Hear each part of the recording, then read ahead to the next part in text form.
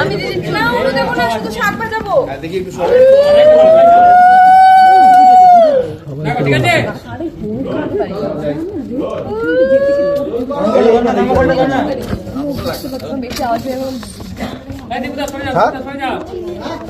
চলো আমি উড়ে দিতে পারি গো, শাক ভাজাতে উড়ে দিতে পারি। হুলু দিয়ে শুরু হবে তাহলে কন্টেন্টটা। কিন্তু তা বলে নিজেই করে নিজেই দিচ্ছি। ক্যামেরাটা প্যান করে একটু এখানে আসবে। হ্যাঁ ঘর তো ডান দিকে টার্সেলটা ব্যাক করুন। অসাধারণ। ফোনটা পেছনে একটু সব ফোন ঢুকে দিতে পারি গো। তারপরে তুমি এদিকে ঘর। চলো যাই, আমরা যাই। রোল কর। এই দেখো দেখো, খুব খুশি খুব খুশি খুব খুশি। নিচে দেখো দিদি। এইদিকে তাকান, হাতে হাতে। কোনদিন শাক বাজাও, শাক বাজাও কোনদিন। এই মা আসছে, এই সর্বনাশ হয়ে গেছে। এই ওই সুরজিৎ বাবা, এটা দেখো রাই উঠে দাঁড়িয়ে পড়েছে। মায়ের দিকে তাকাও। সুইসাইড। সূর্য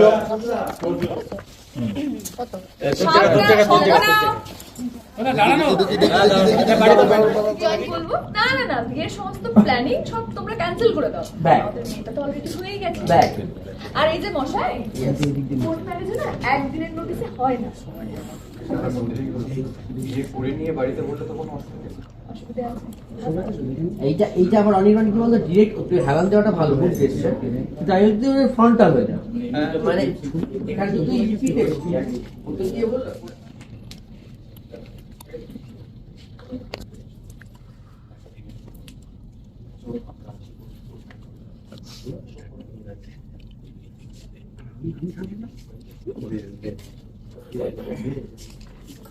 রাই ওইখানটা না স্টার্টটাই করো মুভমেন্টে। হ্যাঁ স্টার্টটাই করো মুভমেন্টে। এই রে আউট। এই রে ছবি তুলে দিতে না বলে চলে বুঝেছো?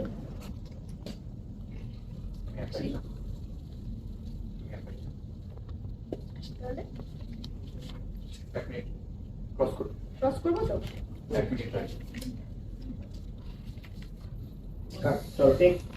ডায়লগ ঠিক বলেছি?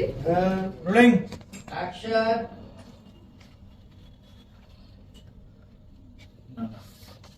আর দেরি করা যাবে না, আমাকে কালই একবার সূর্যের সঙ্গে যোগাযোগ করতে হবে। আরেকবার যাও তো ভাই, এটা দেখে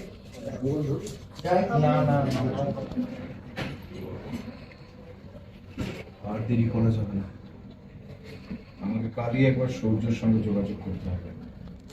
মা, নীলু সবাইকে এভাবে চোখের জলে ভাসিয়ে আমি স্বার্থপরের মতন বিয়ের পিড়িতে বসতে পারবো না।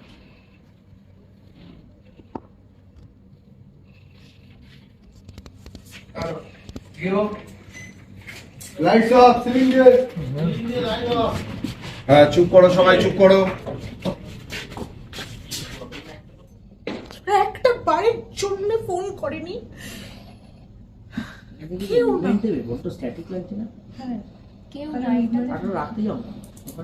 হ্যাঁ আচ্ছা, ওরা যদি ও বাড়ি থেকে ডিভোর্সের নোটিশ পাঠাতো, এখানে যাব ওরা যদি ডিভোর্সের নোটিশ পাঠাতো, আমি তাও বুঝে নিতাম যে ওই বাড়িতে আমার মেয়েটার একটা অস্তিত্ব আছে। উল্টো ঘুরছে। হ্যাঁ তুমি ঠিক আছে, তুমি বলো। ওই বাড়িতে আমার মেয়েটার একটা অস্তিত্ব আছে।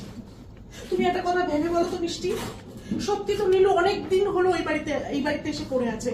ওরা একটা দিনের জন্যেও ফোন করেছে? একটা দিনের জন্যেও ফোন করেছে? কেউ যোগাযোগ করেছে? কেউ যোগাযোগ করেনি। আর নীলু? যাও কাছে। আর নীলু ওদের বাড়িতে ফোন করেছে? সূর্যর সাথে কথা বলার চেষ্টা করেছে?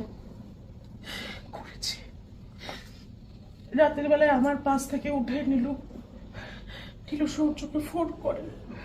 সূর্য ফোন ধরে না। আমি বুঝতে পারি মাঝে মাঝে সূর্যকে ফোন করার পর অনেকবার ফোন করার পর সূর্য ফোনটা কেটে দেয়। নীলু পাগলের মতো ফোন করে, তারপরে এসে চুপ করে শুয়ে পড়ে। আমি কিচ্ছু বলতে পারি না, ভাবে আমি ঘুমোচ্ছি। কিন্তু ওর দুশ্চিন্তা যে আমি দু চোখের পাতা এক করতে পারি না, সেটা তো জানে। সূর্য ফোন করে নিয়ে কথা বলে? ওটার নেই, ওটার জায়গা নেই, ওটা দিদি টেনে দিয়েছে। ও তাহলে দরকারই তাহলে পড়ছে এটা আমি বলছি না না ওটাও আশ্চর্য। Welcome to city talkies. এই মুহূর্তে আছি মিত্রি জোড়ার সেটে, সামনেই পেয়ে গেছি আমরা মা এবং বৌমাকে। ঠিক আছে, শুনি একটু মা বৌমার গল্পটা শুনি। সামনেই মানে বিয়ের পর্ব, বিশাল একদম সেজে গুজে উঠেছে তোমরা, শুনি একটু গল্পটা। বলো। মায়ের থেকে আগে শুনি, মায়ের থেকে আগে মা বলবে। মা। ঠিক তাই, আমার মা সে বলবে, হ্যাঁ। বলো মা। দেখো বুদ্ধিটা দেখো, চালাকিটা দেখো, এটাই করে বেড়াচ্ছে পুরো সিরিয়াল। ঠিক তাই, ঠিক তাই। কি কি প্ল্যান করলে সারা মানে পুরো যে বিয়ে হচ্ছে, সঙ্গে তো মেয়েও রেডি হচ্ছে পাশে, বলো। মেয়ে, আমরা একসাথে থাকলে আমাদের আশপাশে কাউকে দেখতে পাই না। ও তাই,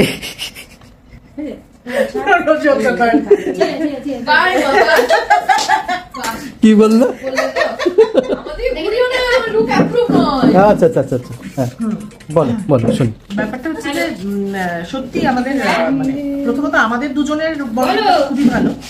ঘটনাচক্রে পরিস্থিতির জন্য আমরা মাঝখানে একটুখানি ইকুয়েশনস গুলো বা কম্পোজিশন গুলো একে অপরের সাথে একটু বদলে বদলে গিয়েছিল, কিন্তু আবার পরিস্থিতি আস্তে আস্তে আগের মতো জায়গায় ফিরছে।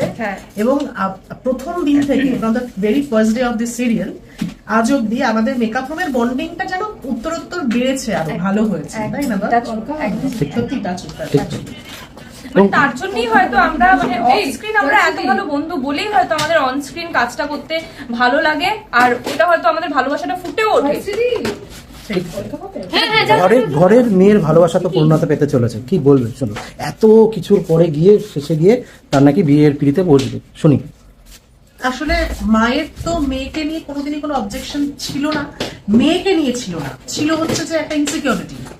হঠাৎ করে মেয়েরই মানে যখন আমরা সিরিয়ালটা শুরু হয় আমরা দেখতে পাই যে মেয়ের বিয়ে হয়ে যাবে, তার জন্য একটা মেয়েকে নিয়ে ঘুরতে যাওয়া, শ্বশুর বাড়ির সঙ্গে কথা বলা, ইন্টারাকশনে আসা, বাবার সঙ্গে মায়ের সঙ্গে খুব ইমোশনাল সিন, সেখানে দাঁড়িয়ে all of a sudden just মানে হঠাৎ করে বাবা মারা গেল মেয়ের বিয়ের দিন, এবং মেয়ে ওইরকম একটা ডিসিশন নিল মাকে না জানিয়ে, বাড়ির কাউকে না পারমিশন নিয়ে। সেই জায়গা থেকে কিন্তু ইনসিকিউরিটিজ এবং নানান রকম ইমোশনাল ক্রাইসিস থেকে সম্পর্কগুলোর ইকুয়েশনস একটু চেঞ্জ হয়েছিল। কিন্তু পার্টিকুলার মেয়েকে নিয়ে মায়ের কিন্তু কোনোদিনই মানুষের কথা বলছি আমি, মানে মা মানুষটি, মেয়ে মানুষটি, এদের কম্পোজিশন কিন্তু কোনোদিনই খুব একটা খারাপ ছিল না, মানে প্রথম থেকে কটু কথা বলাটা ছিল না। আবার এখন মেয়ে যখন কথা দিচ্ছে যে সে বিয়ের পরেও সংসারটা সামলাবে, মায়ের ওই জায়গাটা সিকিউর হচ্ছে যে আচ্ছা মেয়ে তাহলে সংসারে ভরসা, সেখান থেকে মা কিন্তু মেনে নিয়েছে। মানে এখন অব্দি যতটা আমরা দেখতে পেয়েছি গল্পে যে মা মেনে নিয়েছে, কিন্তু ওই একটা ভরসা, একটা যেহেতু আবার নীলুর একটা ক্রাইসিস শুরু হয়েছে। আসলে তিনটে বলে না যে মায়ের কাছে সব সন্তানরাই সমান, বড় ছেলেদের একটা আদর ভালোবাসা, ফার্স্ট চাইল্ড, সেটা একটা আলাদা ইমোশন থাকে, কিন্তু তবুও জন্ম দিতে তো একই রকম ব্যথা হয়। তো সুতরাং সেখানে দাঁড়িয়ে আরেকটি মেয়ে খুবই ক্রাইসিসে রয়েছে, যার মানে অনেক কারণে আমরা দেখতে পাই যে রাই কোথাও কি গিয়ে এর জন্য দায়ী, রাইয়ের ডিসিশনই সবটা হয়েছিল। তো মায়ের মনটা খারাপ আসলে, কিন্তু রাইয়ের প্রতি মায়ের যে ভালোবাসাটা সেটা অন্যরকম। আর বৌদি তো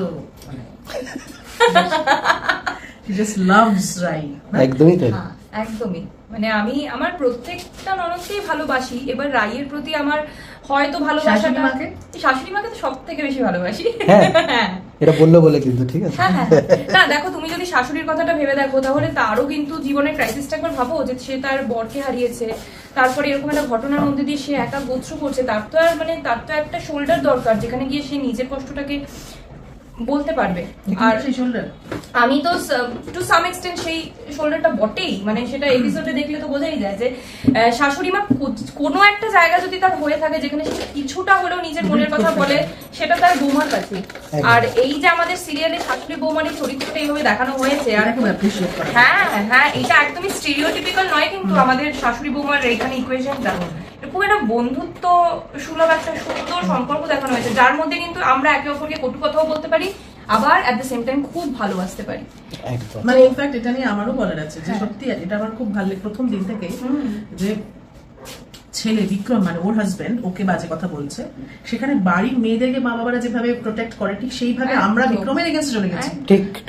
যে এইটা যদি, এটা তো বেসিক্যালি মেগা সিরিয়াল তো সমাজেরই একটা রিফ্লেকশন, তো সেইখানে দাঁড়িয়ে আমরা যদি আমাদের নিজেদের ভেতরের সত্যি শাশুড়ি বৌমার কম্পোজিশন গুলো আমাদের মতো করে নিতে পারি, আমার মনে হয় অনেক সংসারের অনেক সমস্যা কিন্তু মিটে যাবে, জাস্ট এরম করে মিটে যাবে।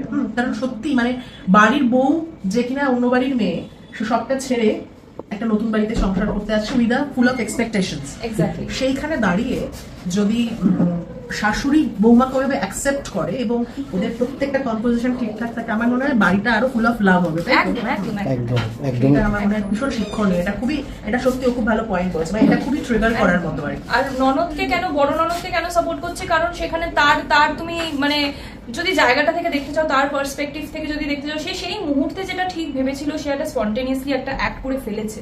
এবার সেখানে দাঁড়িয়ে না ওকেও অতটা, সবাই যদি ওর এগেনস্টে চলে যায়, কাউকে তো একটা ওকে সাপোর্ট করতে হবে, নয়তো কিভাবে হবে বলো? একটা মানুষের তো সাইকোলজিক্যালিও একটা সাপোর্ট দরকার হয়। তো সেই জায়গা থেকে আমার চরিত্রটা ওইভাবেই হয়তো তৈরি হয়েছে, যারা নিজেদের ননদদের এইভাবেই ভালোবাসে। আর আমরা তো এরকমই বৌদি এক্সপেক্ট করি নাকি, ঠিক তাই। যে বৌদিরা তো এরকমই হবে, যে একদম। ননদের পাশে দাঁড়াবে এরকম ক্রুশিয়াল সময়, এরকম যখন সবাই তার এগেনস্টে চলে গেছে। ওর চরিত্রটাও ভীষণ লজিক্যাল, কারণ ও এমন একটি মানে ওর চরিত্রটা এমন একটি চরিত্র যে কিনা অ্যাট দ্য সেম টাইম বৌদি হিসেবে, আবার অ্যাট দ্য সেম টাইম একজন মেয়ে হিসেবে একটা মেয়ের পাশে দাঁড়িয়েছে। যেখানে পুরো পরিবার ওর এগেনস্টে, সেখানে একমাত্র বৌদি কিন্তু একটি মেয়ে হিসেবে ওই রায়ের ওই যন্ত্রণাটা বুঝতে পেরেছে, যাহার মেয়েটা তো পুরো কর্নার। হতে পারে একটা উইমজিক্যাল ডিসিশন নিয়েছে সেই মুহূর্তে, তার যেটা বেস্ট বলে মনে হয়েছে সে নিয়েছে, কিন্তু ওই সময়ের একটা মুহূর্তের মধ্যে পুরো বাড়িটা ওর এগেন্স্ট চলে গেল, সেইটা কিন্তু একটা মেয়ে হিসেবে খুব যন্ত্রণার। সেটা কিন্তু আরেকটি অন্য বাড়ির মেয়ে, যার কিনা আপব্রিঙ্গিংটা অন্য জায়গায়, সে এসে তার ননদের ওই যন্ত্রণাটা বুঝতে পারছে, এইটাও কিন্তু খুব ভালো কম্পোজিশন, ভালো একটা খুব ভালো ইকুয়েশন দেখিয়েছে, খুব ভীষণ ভালো ইকুয়েশন দেখিয়েছে।